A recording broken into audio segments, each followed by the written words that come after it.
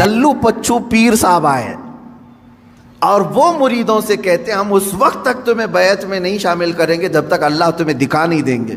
مرید بھی گھومتے ہوئے کہہ رہا ہے کہ ہمارے پیر صاحب تو اللہ دکھاتے ہیں پھر بیعت کرتے ہیں. کون سا پیر ہے وہ جو اتوار کے بعد آتا ہے یا منگل سے پہلے آتا ہے, یا پھر مرشد جسے کہا جاتا ہے ہدایت دینے والا. عزیزان گرامی وقار, قرآن پڑھو, اس طرح کی ایسی باتیں نہ مارو, ہواؤں میں نہ پھینکو. وہ مریدین بھی ویسی ہیں, پیر بھی ویسا ہی ہے. اس نے کیا دکھایا, انہوں نے کیا دیکھا, پتہ ہی نہیں ان کو. میں نے سنا ہے کہ کوئی پیر صاحب ہیں وہ بھیجے میں اللہ دکھاتے ہیں. بکرا کاٹتے ہیں, بکرے کا سر پھوڑ کر کے اس کا بھیجا نکال کر کے اس میں رکھتے ہیں. واللہ عالم, یہ بھیجے کا تصور کہاں سے آیا یہ بھی نہیں معلوم کہ میاں جب دکھانا ہی ہے تو بھیجے میں ہی کیوں, انڈے میں کیوں نہیں دکھتا, گردے کلیجے میں کیوں نہیں دکھواتے.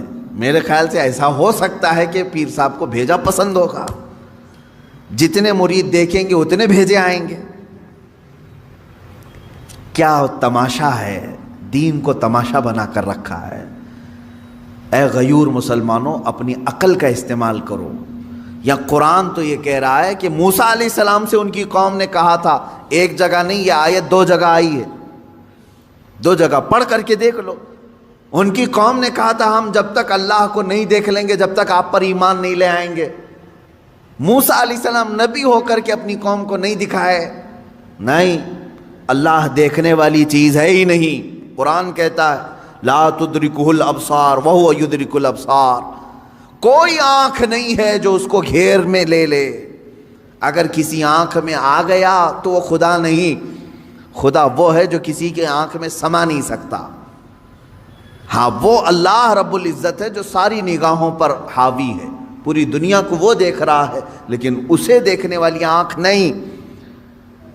رسول کریم صلی اللہ تعالیٰ علیہ وسلم اس سے مستثنا ہیں. صرف اللہ رب العزت نے میرے نبی صلی اللہ تعالیٰ علیہ وسلم کو اپنا دیدار کرایا. یہ ایکسیپشن ہے, یہ ایکسیپشن ہے. وہ زندگی میں ایک مرتبہ حضور اکرم صلی اللہ علیہ وسلم کے ساتھ ہوا بیداری کے عالم میں. لیکن یہاں پر بھی ہم یہی کہیں گے میرے عزیزو, جس وقت اللہ تعالیٰ کو اپنا دیدار کرانا تھا اپنے نبی کو, اس رات خصوصی طاقت ان کی آنکھوں میں ڈالی تب دیدار کرایا ہے. خصوصی طاقت و قوت دی تب دیدار کرایا. ورنہ تو بہت سارے صحابہ بھی اختلاف کرتے ہیں اس بات پر. صحابہ کی 2 جماعتیں. بعض صحابہ کا تو یہ کہنا ہے کہ نہیں, رسول کریم صلی اللہ تعالیٰ علیہ وسلم نے اپنی آنکھوں سے نہیں دیکھا, دل کی آنکھوں سے دیکھا, یہ ماتھے کی آنکھوں سے نہیں دیکھا, اس لیے کہ قرآن کہتا ہے کوئی آنکھوں سے دیکھ ہی نہیں سکتی. اس میں حضرت عائشہ صدیقہ بھی ہیں, حضرت عائشہ صدیقہ بھی فرماتی ہیں. لیکن حضرت انس رضی اللہ تعالیٰ عنہ جو صحابی رسول ہیں, انہی کے مسلک پر ہم بھی ہیں. سب صحابہ اپنی جگہ پر حق پر ہیں, ہم ان کے مخالفین میں سے نہیں ہیں, لیکن انہوں نے اپنا اجتہاد کیا. حضرت عائشہ صدیقہ نے کہا کہ نہیں, قرآن کے حساب سے تو ممکن نہیں لگتا کہ کوئی دیکھ سکے, حتیٰ کہ حضور صلی اللہ علیہ وسلم بھی.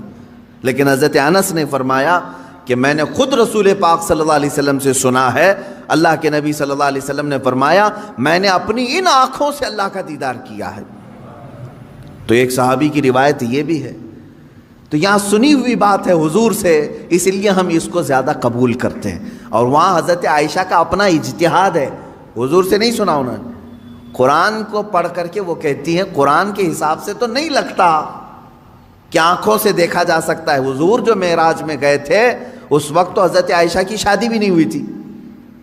حضور صلی اللہ تعالیٰ علیہ وسلم جب معراج میں گئے تھے, حضرت عائشہ رضی اللہ تعالیٰ عنہ اس وقت تھی ہی نہیں. تو یہ تو روایات جو اس وقت موجود تھے ان کی لی جائے گی. بہرحال میں یہاں بات یہ کر رہا تھا کہ قرآن میں اللہ تعالیٰ نے فرمایا کہ موسیٰ علیہ السلام سے تو اس سے بڑا سوال کر چکے. اے نبی آپ سے یہ پوچھ رہے ہیں کہ ہمیں آسمان سے کوئی کتاب اتار کر کے دکھاؤ, سامنے سامنے دکھے گی تو ہم ایمان لائیں گے. تو اللہ نے فرمایا اس سے بڑا سوال یہ موسیٰ علیہ السلام سے کر چکے کہ ہمیں اللہ دکھاؤ تب ایمان لائیں گے. ان لوگوں کا ایک ہی علاج ہے, ان کے دل کے اطمینان کے لیے کوئی چیز نہیں کی جائے گی. ان کے لیے یہ روز ایک ایک چیزوں کا مطالبہ کریں گے. اب مثال کے طور پر اگر ہم یہ کہیں کرامت حق ہے, مانتے ہیں کہ نہیں؟ کرامت حق ہے, میں بیان کر رہا ہوں, تو میرے ہی پیچھے پڑ گئے ابھی کر کے دکھا دو, ابھی کر کے دکھا دو. اچھا کیا کر کے دکھائیں؟ تو کہیں گے مٹی میں سے تم سونا نکال کے دکھا دو. ہاں میاں تم کو جو چاہیے وہی کرامت بھی تم کو چاہیے, سننا نکال کے دکھائیں. میرے عزیزو اس طرح کے مطالبے یہودیوں اور عیسائیوں کے ہوا کرتے تھے. اب مسلمانوں کا سب سے بہترین عقیدہ کیا ہے؟ الحمدللہ میں آپ کو بتاتا ہوں. تمہاری تعریف میں اللہ نے کیا فرمایا. یہ واحد قوم ایسی ہے میرے نبی کی کہ جب میرے نبی نے کہا اللہ ہے تو انہوں نے مان لیا. جب میرے نبی نے کہا یہ قرآن ہے تو اس کی ہر آیت پر ایمان لے آئے. کبھی بھی امت نے یہ نہیں پوچھا کہ اے رسول ہمیں اترتی ہوئی تو نہیں دکھ رہی, آپ کہہ رہے ہیں کیسے مانیں. نہیں, مسلمان قوم وہ ہے جنہوں نے کہا میرے نبی نے کہہ دیا تو ہو گیا. حتیٰ کہ حضور نے آ کر کے کہہ دیا کل کی رات میں سفر پر تھا, صحابہ نے ایمان قبول کر لیا, آمنا و صدقنا. اسی لیے قرآن جو شروع ہوتا ہے سورہ بقرہ میں آپ پڑھیں گے, شروع کی آیتوں میں اللہ نے تعریف میں فرمایا ھدی للمتقین الذین یؤمنون بالغیب. اللہ فرماتا ہے یہ کتاب ہم نے اتارا ہی ہے ان لوگوں کے لیے جو غیب پر ایمان رکھتے ہیں. یہ کتاب ہدایت ہے ان لوگوں کے لیے جو غیب پر ایمان رکھتے ہیں. آج تک مجھے بتاؤ, برسوں سے آپ نماز پڑھنے کے لیے آ رہے ہیں, مسجد میں آ رہے ہیں, کبھی آپ نے امام صاحب سے جا کر کے پکڑ کے پوچھا کہ امام صاحب آپ اللہ اکبر کہہ کر کے جھکاتے ہیں سجدے میں, کبھی یہ تو بتاؤ ہے کہاں اللہ, دکھتا کیوں نہیں ہے مسجد میں؟ کبھی پوچھا آپ نے؟ نہیں, یہ مسلمان کی شان ہے. ہر مسلمان کے دل میں اللہ رب العزت کی محبت بسی ہوئی ہے. اسے معلوم ہے ایک ذات ہے, میری دیکھنے کی اوقات نہیں. جب وہ وقت آئے گا مولا حجابات ہٹائے گا اور اپنا دیدار کرائے گا. کیونکہ جنت میں جانے کے بعد مسلمان کو سب سے بڑا انعام کیا دیا جائے گا؟ سیب, انار, انگور, حوریں, غلمان, نہریں. سب سے بڑا انعام مسلمان کے لیے یہ ہوگا کہ اسے سارے حجابات ہٹا کر کے اللہ کا دیدار کرایا جائے گا. اس سے بڑا انعام کچھ ہوگا؟ پوری زندگی جس کے لیے وہ عبادت کرتا رہا وہ رحمان اسے دکھایا جائے گا. بلکہ قرآن کہتا ہے وجوہ یومئذ ناظرہ الی ربہا ناظرہ. اس دن کچھ چہرے ایسے چمک رہے ہوں گے, دمک رہے ہوں گے. یہ سورہ قیامہ کی آیت ہے. کچھ چہرے چمک رہے ہوں گے, دمک رہے ہوں گے. کیوں مولا؟ الی ربہا ناظرہ, اس لیے کہ وہ اپنے رب کے پاس رب کو دیکھ رہے ہوں گے, اس لیے کہ وہ براہ راست اپنے رب کا دیدار کر رہے ہوں گے. ادھر رب کو دیکھ رہے ہوں گے اور چہرے چمک رہے ہوں. وہ وقت آئے گا جب تمہیں دیدار کرایا جائے گا. لیکن دنیا میں اس طرح کا مطالبہ کرنا بیجا ہے, نہیں کرنا چاہیے.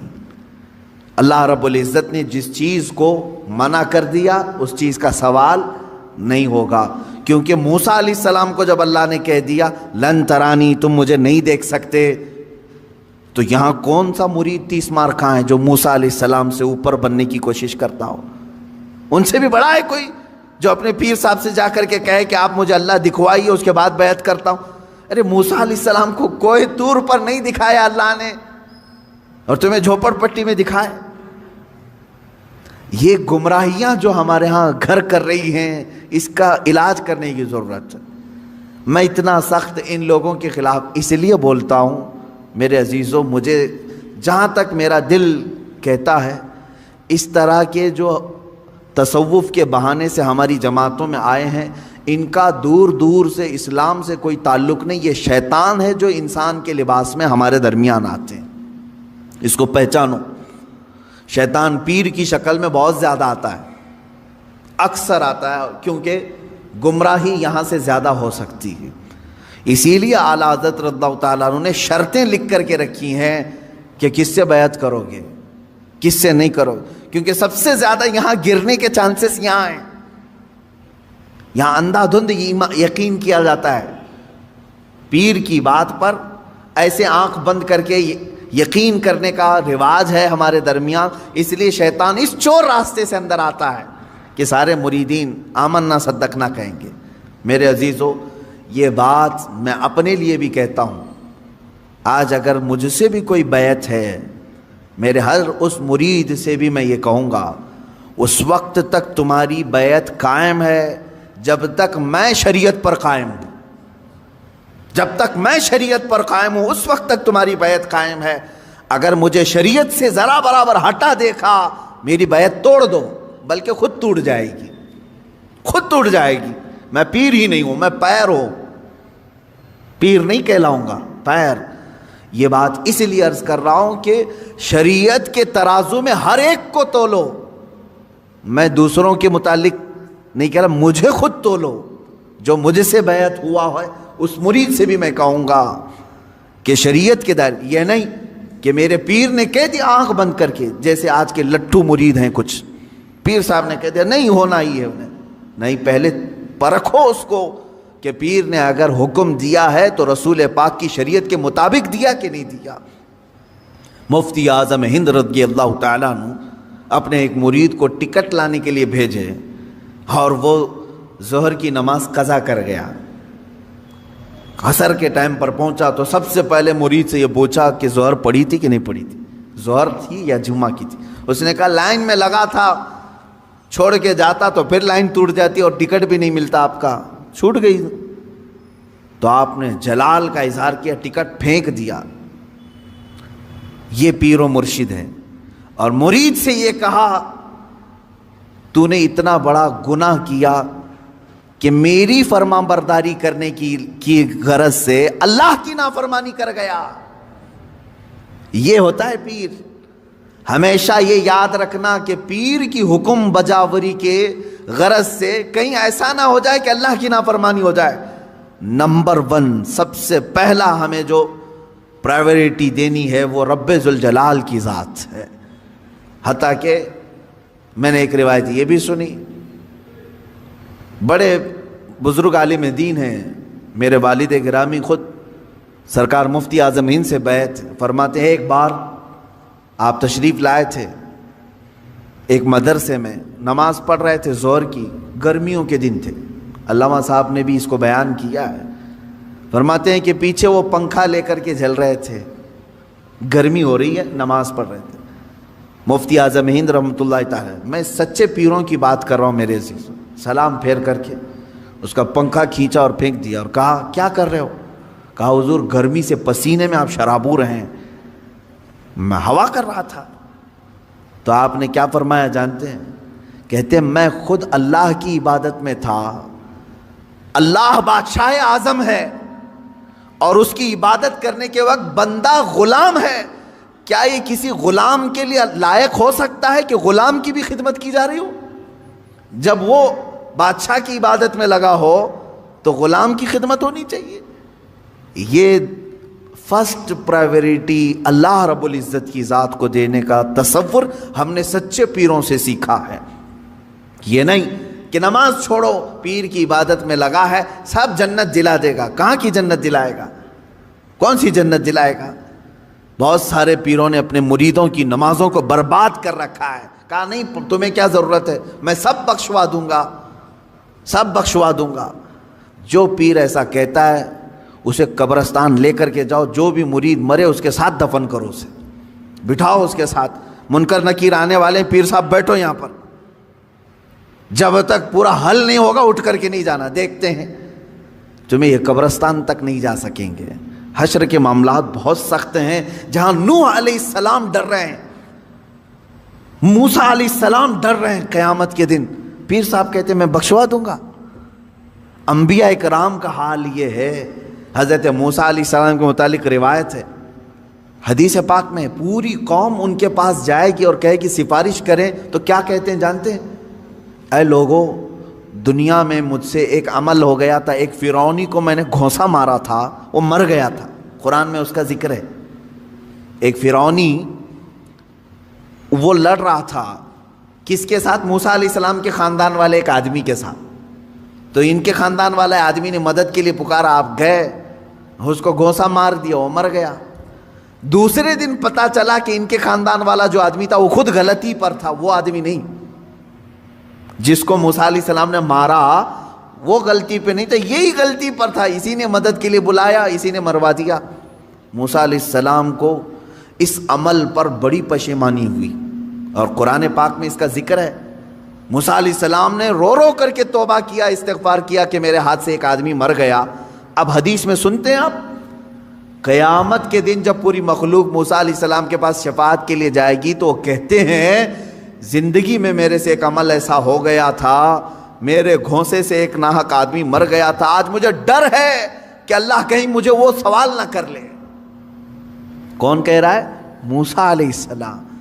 تم مجھے سفارش کی بات کر رہے ہو, مجھے خود میرے متعلق ڈر لگ رہا ہے کہ میرا وہ عمل مجھ سے پوچھ نہ لیا جائے, میں کہاں سب کی سفارش کروں گا.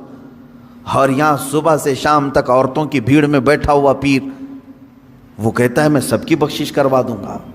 عورتوں, ہاں مرید کرنا جائز ہے عورتوں کے لیے, لیکن مصافحہ, بدن دبانا, مالش کروانا, یہ چیز ہرگز شریعت کی اجازت نہیں دی جاتی. ایسے سارے لوگوں کی میں تردید کرتا رہوں گا, اس لیے کہ اپنی قوم پہچانے. تم اپنے جسم کے علاج کے لیے جو ڈاکٹر ڈھونڈتے ہو, اچھے سے اچھا ڈاکٹر ڈھونڈتے ہو, MBBS چاہیے, MD چاہیے, اور اپنی روح کے علاج کے لیے جھولا چھاپ, جس کی کوئی شریعت میں علم بھی نہیں, ایسے پیر کو ڈھونڈ لیتے ہو جو تمہاری طبیعت اور تمہارے روح کا علاج کرے گا. وہ کیا علاج کرے گا؟ وہ خود بیمار آدمی ہے بیچارہ, روحانی بیمار ہے. ہاں, جو روح کا بادشاہ ہوتا ہے تم اس کو دیکھو گے کہ وہ نمازوں کے لیے دوڑ رہا ہوتا ہے, اپنے مریدین سے کہتا ہے تنبیہ کے ساتھ, کچھ بھی چھوٹے لیکن اللہ کی عبادت تم سے نہ چھوٹے. وہ پیر صحیح ہے جو تمہیں رب تعالیٰ تک جوڑ دے, یہ نہیں کہ تمہیں اپنی دکان تک جوڑ دے. یہاں پر سب آتا رہے, سب تم چلتے رہو, سب ٹینشن فری ہو کر کے جیو. کچھ مرید ایسے بھی ہیں, وہ سوچتے ہیں پیر صاحب کے پاس ہم نذرانہ ہدیہ بھیجتے رہیں گے تو ہمارے لیے دعائیں بھی کرتے رہیں گے, ان کا سایہ بنا رہے گا اور ہمارا سب چلتا رہے گا, کچھ بھی بلا نہیں آئے گی, مصیبت نہیں آئے گی. یہ سب جاہلوں کے پیدا کیے ہوئے معاملات ہیں میرے عزیزوں, جاہلوں کے ہیں. صحابہ کرام سے بڑھ کر کے مرید کون تھا؟ میرے آقا صلی اللہ علیہ وسلم سے بڑھ کر کے پیر کون تھا؟ اس کے باوجود رسول کریم صلی اللہ تعالیٰ علیہ وسلم سے صحابہ کرام کے اتنے گہرے تعلق کے باوجود مجھے بتائیں کبھی کسی صحابی کو حضور نے کہا ہو چھوڑ دو نمازیں, میں ہوں نا؟ کسی سے کہا ہو؟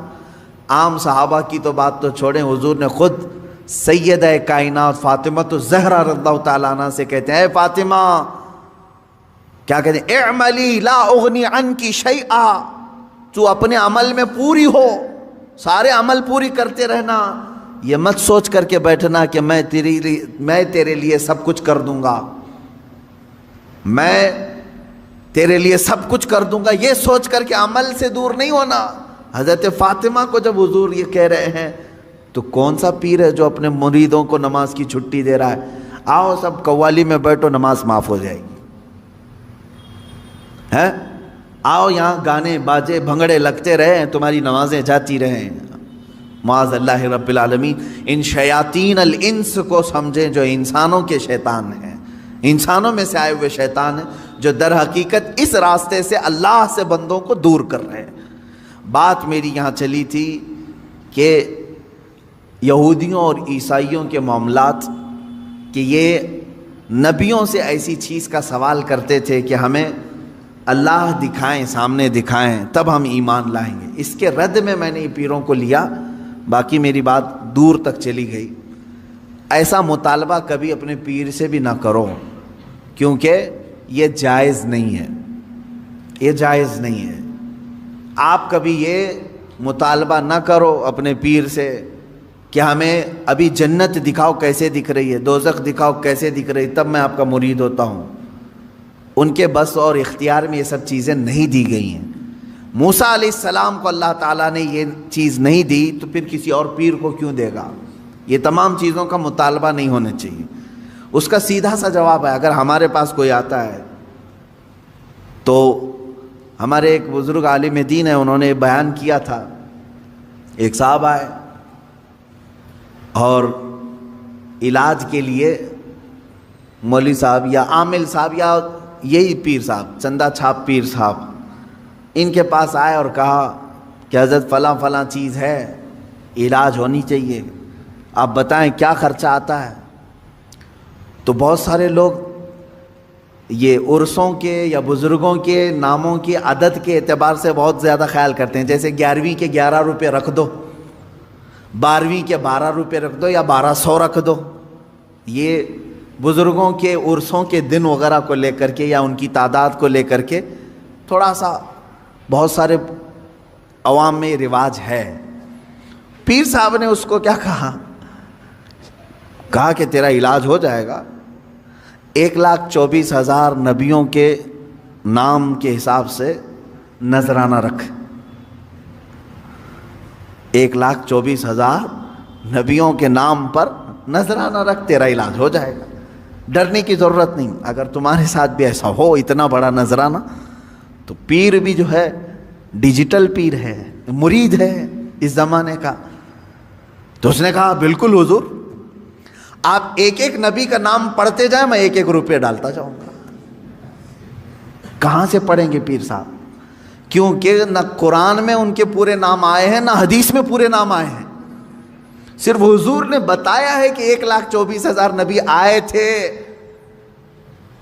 تو پیر صاحب نے کہہ دیا 1,24,000 نبیوں کے نام پر نذرانہ رکھ دے، 1,24,000 روپے تیرا علاج ہو جائے گا۔ مرید نے بھی کہا کہ حضور ٹھیک ہے، ایک ایک نبی کا آپ نام بولتے جائیں، میں ڈالتے جاؤں۔ زیادہ سے زیادہ وہ پیر صاحب 12 یا 13 نبیوں تک پہنچ سکے، اتنے نام یاد تھے، 12 روپے ملے اور کیا ملیں گے؟ عزیزان گرامی وقار، اس طرح کے مطالبے بھی کسی پیر سے نہ ہوں، اور اس طرح کے سوالات جو یہودی کرتے تھے۔ حضور صلی اللہ علیہ وسلم سے آ کر کے کیا کہا؟ کتاب اترنا چاہیے ہمارے سامنے تب ہم ایمان لائیں گے۔ موسیٰ علیہ السلام کی قوم جا کر کہہ رہی اللہ دکھنا چاہیے ہمیں تب ہم ایمان لائیں گے۔ تم اس طرح کے مطالبے ہرگز نہ کرو، جو ان کے بس میں نہیں ہے ایسی چیز نہ پوچھو۔ اللہ تبارک و تعالیٰ نے آپ کو خیر امت بنایا، یہ سب سے بڑی تمہاری فضیلت ہے کہ آج تک آپ نے کبھی کسی سے مطالبہ نہیں کیا میں مسجد اسی وقت جاؤں گا جب مسجد کے محراب میں مجھے اللہ دکھے گا۔ کبھی ہم نے مطالبہ نہیں کیا، بلکہ ہم بغیر دیکھے ایمان بھی لاتے ہیں اور سجدے میں بھی جاتے ہیں۔ ہم نے قرآن کو اترتے ہوئے دیکھا ہے کسی نے؟ آسمان سے آ رہا ہے، جبرائیل لا رہے ہیں، کسی نے دیکھا؟ نہیں۔ لیکن آج تک اس امت نے کبھی سوال نہیں کیا اپنے نبی سے کہ اترتی ہوئی دکھے ہمیں آیتیں تب ایمان لائیں گے۔ نہیں، اے رسول پاک آپ کی زبان سے نکلے یہی ہمارے لیے ایمان ہے۔ حضور اکرم نے فرما دیا یہ اللہ کی طرف سے ہے، یہی ہمارے لیے کافی ہے۔ اسی طرح عقیدہ یہی رکھو کہ بہت ساری ایسی چیزیں جو ناممکن ہیں ان کا سوال جائز نہیں ہے۔ اللہ تعالیٰ نے آگے یوں فرمایا کہ ایسے سوالوں پر اللہ کا عذاب آتا ہے، کڑک آتی ہے، بجلی آتی ہے، اور ایسے سوالوں کے کرنے والوں کو اللہ تبارک و تعالیٰ ہلاک فرماتا ہے۔ آگے کی آیتیں یہ ہے، اللہ فرماتا ہے ثم اتخذوا العجل من بعد ما جاءتهم البینات، پھر ان لوگوں نے بچھڑے کو ایسا بنا لیا۔ یہ یہودیوں کے متعلق یہ ہے کہ موسیٰ علیہ السلام کی قوم جو ہے گمراہ ہو گئی تھی، اس پر میں گفتگو کروں گا کل انشاءاللہ، کہ یہ بچھڑے کو اپنا معبود بنا کر کے اس کی پوجا میں ایسے لگ گئے جبکہ ان کے پاس روشن دلیلیں آ چکی تھی کہ اللہ ہے۔ آسمان اتار کر کے نیچے تک دکھا دیا اللہ نے، پھر بھی بچھڑے کے پیچھے لگ گئے، یعنی ان کے سروں تک آسمان آ گیا تھا. یہ ایسی بات نہ سمجھے آپ چھت خالی تڑکے تو آپ بھاگ جائیں گے, آسمان نیچے آ جائے تو کیا کرو گے, کہاں جاؤ گے؟ آسمان ہی نیچے سروں تک آ گیا تھا. اتنی بڑی نشانی اللہ نے دکھا دیا, اللہ ہے, پوری طاقت ہے. اور جب آسمان پھر چلا گیا ان کی توبہ کے بعد, پھر بچڑے کی پوجا میں لگ گئے. اللہ فرماتا ہے اتنی بڑی نشانی دیکھنے کے بعد بھی یہ قوم گمراہ ہو رہی ہے. آج میں یہی کہوں گا کہ اللہ رب العزت کی آج بھی نشانیاں موجود ہیں, اور اس کے باوجود آج بھی بچڑے بچڑیوں کے پیچھے لوگ پڑے ہوئے ہیں. اللہ انہیں بھی ہدایت عطا فرمائے. وآخر دعوانا ان الحمد للہ رب العالمین.